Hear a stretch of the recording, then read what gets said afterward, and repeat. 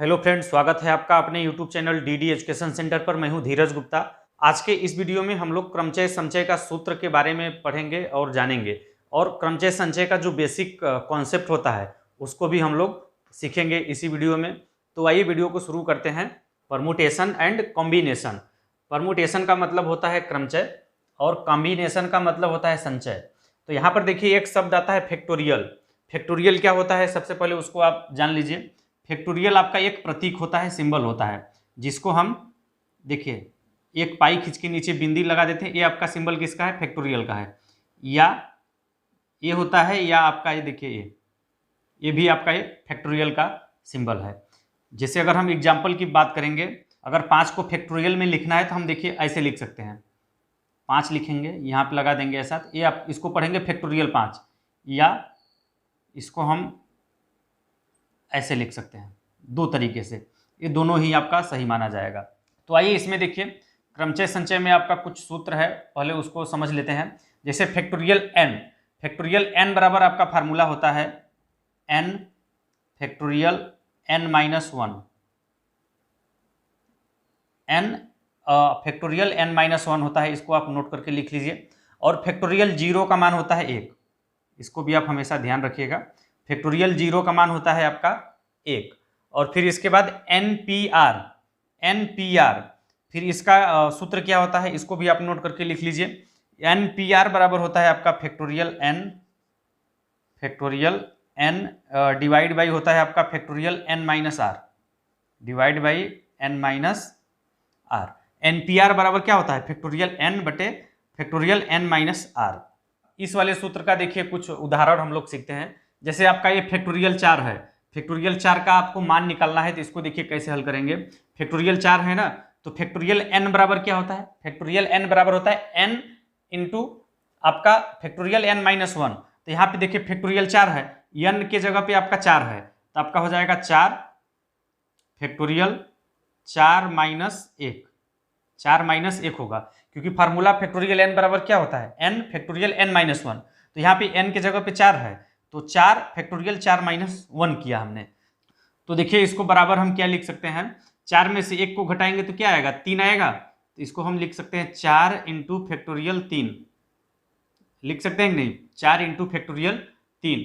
और फिर देखिए अगर इसको हल करेंगे आगे इस वाले को, तो आपका हो जाएगा 4 इंटू फैक्टोरियल 3 है, तो यहाँ पे देखिए फैक्टोरियल n बराबर क्या होता है? n माइनस फैक्टोरियल n बराबर क्या होता है आपका? n into factorial n minus one. तो यहाँ से देखिए आपका फिर से हो जाएगा n, यानी n की जगह पे यहाँ पे अब 3 हो जाएगा, तो 3 into n minus one. Factorial में क्या हो जाएगा आपका? n माइनस वन, n की जगह पे 3, 3 माइनस 1 करेंगे, 3 में से 1 को घटाएंगे तो क्या आएगा?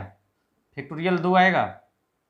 और फिर इसके बाद देखिए इसी तरह से आगे बढ़ेंगे तो हमें मिल जाएगा 4 इंटू 3 इंटू, अगर फैक्टोरियल 2 है तो फैक्टोरियल n बराबर क्या होता है? n into factorial n minus one. तो आपका देखिए क्या हो जाएगा, अगर 2 को बाहर करते हैं तो हो जाएगा आपका 2, और फैक्टोरियल में बचेगा आपका 2 माइनस वन, क्योंकि यहाँ पे देखिए फिर से यही फार्मूला बार बार लगा रहे हैं, फैक्टोरियल n बराबर n और फैक्टोरियल n माइनस वन। तो आपका देखिए फैक्टोरियल 2 है, तो इसको हम लिख सकते हैं 2 और फैक्टोरियल 2 माइनस वन। 2 में से 1 को घटाएंगे तो क्या हो जाएगा? 2 में से 1 को घटाएंगे तो आएगा आपका 1, तो यहाँ पे फैक्टोरियल 1 लिख देंगे। और फिर इसके बाद देखिए फैक्टोरियल 1 है, फैक्टोरियल 1 है, तो फैक्टोरियल 1 बराबर क्या हो जाएगा? फैक्टोरियल 1 की अगर बात करेंगे तो यहाँ से देखिए आपका बाहर आएगा 1 और अंदर बचेगा n minus one, n minus one, n की जगह पे 1 है, 1 माइनस और आपका हो जाएगा 1, क्योंकि n माइनस वन होता है ना। 1 में से 1 को घटाएंगे तो क्या आएगा? 1 में से 1 को घटाएंगे तो आएगा आपका फैक्टोरियल 0। फैक्टोरियल 0 का मान होता है 1, 1 इंटू 1, तो फैक्टोरियल 1 का मान होता है आपका कितना? 1। फैक्टोरियल 1 का मान होता है 1।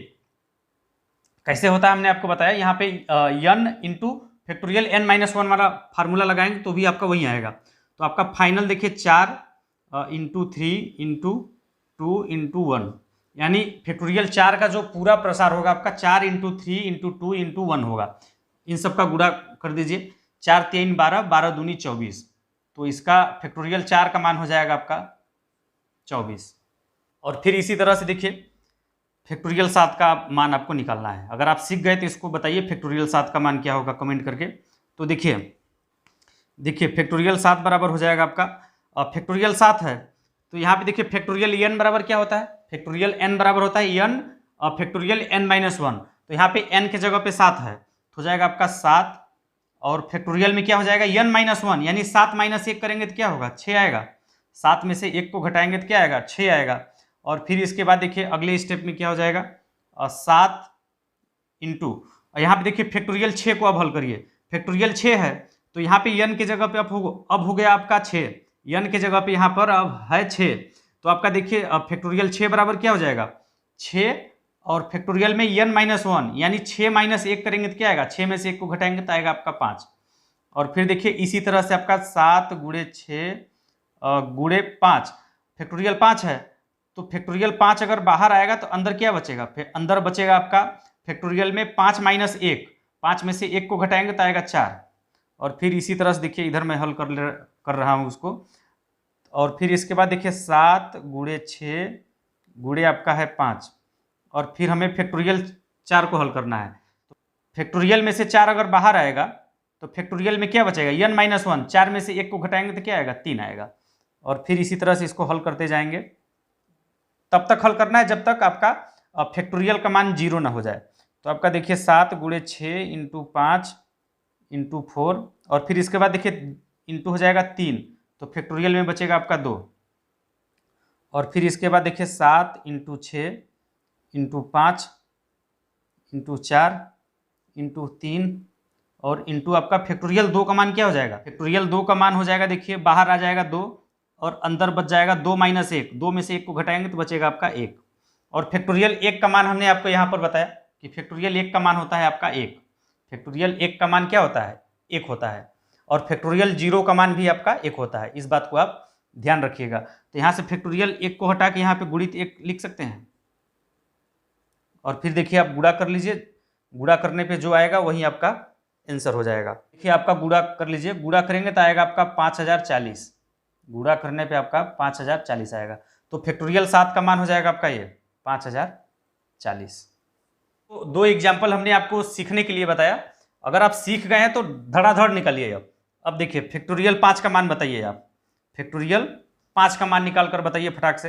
अब देखिए इसका हो जाएगा 5 गुणे 4 गुणे 3 गुणे 2 गुणे 1, गुणा करिए जो आएगा वही आपका आंसर हो जाएगा। ये हमने विस्तार से बताया कि ऐसे निकलता है। अगर आप सीख गए तो फैक्टोरियल 5 को डायरेक्ट एक घटा के लिखते जाना है, जब तक लिखना है तब तक आपका 1 नहीं आ जाता। तो यहाँ देखिए क्या हो जाएगा 2 3 6 6 चौके 24 24 पंचे 120, तो फैक्टोरियल 5 का मान हो जाएगा 120। अगर फैक्टोरियल 6 का मान निकलना हो तो फटाक से निकालिए सटासट एकदम। तो देखिए फैक्टोरियल 6 का मान क्या हो जाएगा 6 गुणित 5 गुणित 4, एक कम कर रहे हैं, फैक्टोरियल 6 का मान क्या हो जाएगा 6 गुणे 5 गुणे 4 गुणे 3 गुणे 2 और गुणे 1 तक जाना है। देखिए गुणा कर लीजिए, आपका जो आएगा वही आपका उत्तर हो जाएगा। 2 3 6 6 चौके 24 24 पंचे 120, 24 पंचे 120 और 120 में 6 से गुणा करिए, 12 छके 72, 720। तो फैक्टोरियल 6 का मान हो जाएगा आपका 720। और फिर देखिए एनपीआर वाला कुछ उदाहरण समझ लेते हैं और सीख लेते हैं। जैसे एनपीआर बराबर सूत्र हमने बताया फैक्टोरियल एन बटे फैक्टोरियल एन माइनस आर। तो यहाँ पे देखिए 5p3 है, इसका मान आपको बताना है। तो 5p3 बराबर क्या हो जाएगा, एनपीआर बराबर आपको होता है फैक्टोरियल एन बटे फैक्टोरियल एन माइनस आर। तो यहाँ पे देखिए यहाँ पे एन के जगह पे 5 है और आर की जगह पे 3 है, तो फैक्टोरियल एन होता है, तो एन के जगह पे 5 है तो हो जाएगा आपका फैक्टोरियल 5 डिवाइड बाई हो जाएगा factorial n minus r, n है 5 और आर है 3, तो हो जाएगा आपका 5 माइनस 3, एन माइनस आर होता है तो 5 माइनस 3 कर देंगे। और फिर आपका देखिए फैक्टोरियल 5 है ऊपर और नीचे आपका देखिए फैक्टोरियल 5 माइनस 3 है, तो फैक्टोरियल ऊपर हो जाएगा फैक्टोरियल 5 और नीचे हो जाएगा 5 में से 3 को घटाएंगे तो आएगा आपका फैक्टोरियल 2, आएगा फैक्टोरियल 2। और फिर इसको देखिए आगे हल कर लीजिए इधर, और फिर देखिए आपका हो जाएगा फैक्टोरियल 5 को हम लिख सकते हैं 5 गुणे 4 गुणे 3 फैक्टोरियल 2।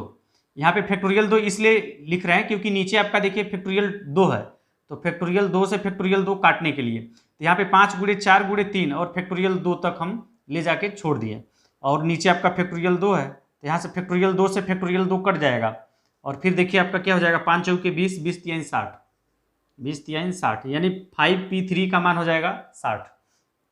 और फिर इसी तरह से देखिए 8p4 है, npr, n के जगह पे 8 और r के जगह पे 4 है, तो आपका सूत्र होता है फैक्टोरियल n, तो n के जगह पे 8 है तो हो जाएगा 8 और divide by factorial n minus r, 8 minus 4 हो जाएगा, 8 माइनस 4।